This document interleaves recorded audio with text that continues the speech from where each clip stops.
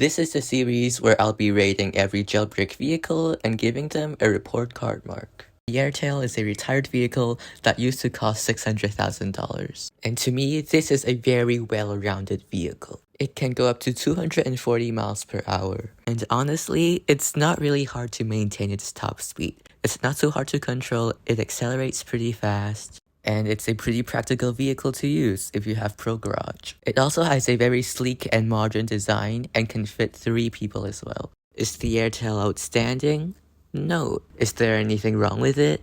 No. It's just a very well-rounded vehicle that you can't really go wrong with. Therefore, I'm giving the Airtail a 92, which puts it at A- and makes this a great start to the series. This is the series where I'll be rating every jailbreak vehicle and giving them a report card mark. The ambulance is a very unique vehicle. It costs $90,000 and spawns at the hospital in Rising City. It has a detailed walkable interior and toggleable back doors. What makes this vehicle special is its healing capabilities. When you're damaged and your health is pretty low, you can hop into the back of the ambulance and heal up. And as you can see, it does not take long for you to heal up. However, its healing ability does not make it a good vehicle. It has rather mediocre stats for a $90,000 vehicle. And alternatively, you can just reach level 3 and save up $30,000 for the force field launcher, which is a lot more practical for healing. The ambulance is not bad per se, but there are better alternatives for both healing and driving. The obsolescence of the ambulance make me give it a 71,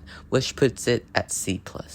This is the series where I'll be rating every jailbreak vehicle and giving them a report card mark. Alphabetically, the agent was supposed to start off my series, but I forgot to put him on my list. But it's here now, so don't get upset with me. The agent is a limited time vehicle that was only available for 6 days for $600,000. What makes this vehicle special are the missiles that are mounted on the car hood. It's also the second ever community creation in the game, and it was modeled by Jailbreak. The agent is kind of mediocre in stats, it only goes around 190 miles per hour. The missiles, while dealing very little damage and are really hard to aim, I actually like using these missiles to scare new players just for fun. You actually get 10 missiles on each side of your vehicle, so you actually get 20 missiles every time you buy new ones. And when you for some reason land a shot of the missile, it is very satisfying. The fun factor makes up for its unremarkable stats, so I'm giving it an 85, which puts it at B+. This is the series where I'll be rating every jailbreak vehicle and giving them a report card mark. Now, I don't own this vehicle, so I'll just talk about it based on how I see other people use it. The Arachnid was available during OG Season 1 and 2 and could be purchased for $750,000. The Arachnid was based on the Batmobile from the Dark Knight trilogy. What the hell is that?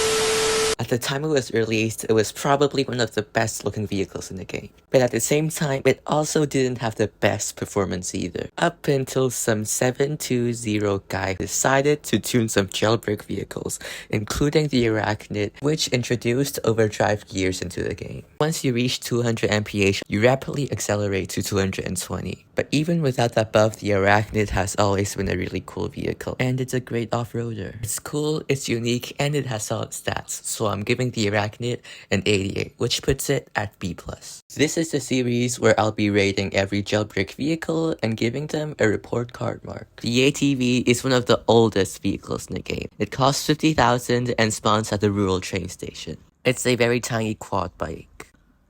That's it. I'm sorry, but there's just nothing appealing about the ATV. When it first came out, people had fun playing it, using it to climb walls and stuff. I mean, you still can now, it's just not as great. But now the ATV just exists. And since players nowadays only want fast vehicles, they never even considered getting the ATV. It even got nerfed into a one-seater, so you can't even drive it with friends. It's not fast, it's not practical, and it's not as fun as it used to be. Much to my heart's discontent, the ATV gets a 48, and is the first vehicle to receive a failing mark. I heard the devs plan on reworking the bike chassis, and I look forward to the day it comes. This is the series where I'll be rating every jailbreak vehicle and giving them a report card mark. The badger, contrary to popular belief, does not jump around in grass, but sits by the Crater City beach and outside the museum, available for $45,000. It was modeled by the one and only Rally Subby, but I have to say, it's an impressive model even after 2 years. One thing that irritates me about this vehicle is despite having 4 seats in it, the seating capacity is for some reason only 2. Statistically, it's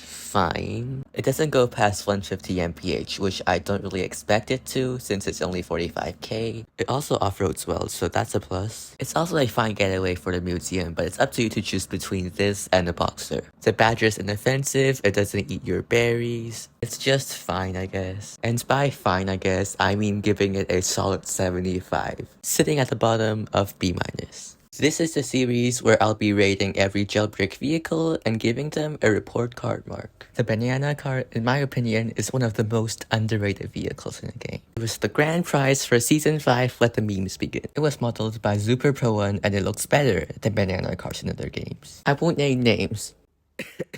Adopt me? It can sit 3 people, and I don't think people know that it has really good stats. It speeds up quite quickly and reaches 225 miles per hour, and due to its high ground clearance, it can actually off-road really well. By the way, I love how the rocket fuel here just shoots upwards from the banana trophy and stem. It just looks so funny and defies the laws of physics. I do wonder who the trophy belongs to. I also love how you can customize the banana cart into other fruits and vegetables, like an eggplant, a pepper, an okra, or even a... It's a great vehicle and I just love using it. So it may surprise some of you, but I'm giving it a 93, which puts it at A-.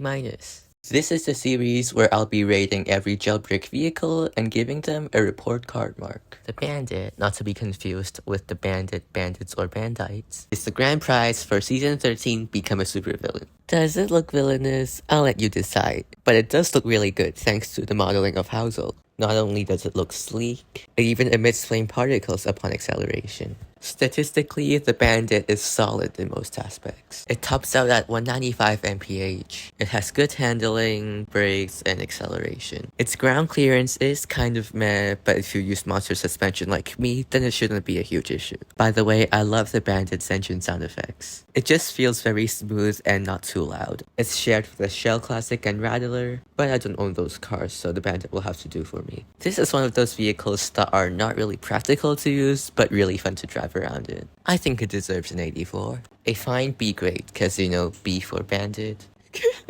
This is the series where I'll be rating every jailbreak vehicle and giving them a report card mark. Today, we will be talking about the vehicle I was 3 contracts away from getting, the Beam Hybrid. I have yet to overcome that trauma, but I can pull myself together. It was the grand prize for the new Season 1, New Beginnings. It is one of the rarest, if not the rarest vehicle in the entire game. When it was released, it was one of the most unique looking vehicles in the game. It had butterfly doors and a really detailed interior. Statistically, it is a bit on the inferior side compared to other seasonal vehicles, but this actually helps set the standard for future season grand prizes. That being said, the Beam Hybrid does seem to be more of a trophy for the vehicle collection than something for practical use. And if you ask me, trading gave it the wrong type of recognition. It should be seen as a cool, unique artifact, not some negotiation tool in trading. Regardless, the Beam Hybrid has my respect, so I'm giving it an 80, which puts it at B. This is the series where I'll be rating every jailbreak vehicle and giving them a report card mark. Today, we'll be discussing On the Quatre des